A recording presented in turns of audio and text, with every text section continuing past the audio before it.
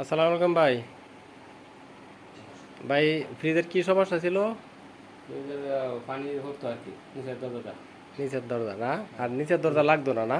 হ্যাঁ হ্যাঁ। নিচের দরজাটা প্রায় এক আঙ্গুল গ্যাপ হয়ে থাকতো। হুম। এখন এখন দরজাটা মেরামত করে দিলাম। ঠিক আছে, ইনশাল্লাহ এখন দরজাটা চাপতাছে। ভাই, দরজাটা কি চাপে? খাওয়া চা খাওয়া চা।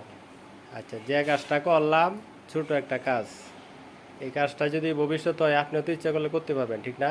ইনশাআল্লাহ। হ্যাঁ হ্যাঁ, করতে পারবেন।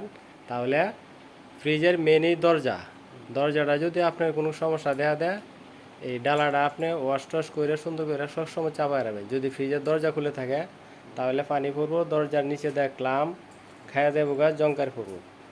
তাই সকলের কাছে আমার আবদার থাকবে, সবাই আপনারা ফ্রিজের যত্ন নেবেন। ওই যখন পানি পড়া থেকে বন্ধ থাকবে যদি যত্ন নেন। আল্লাহ হাফেজ।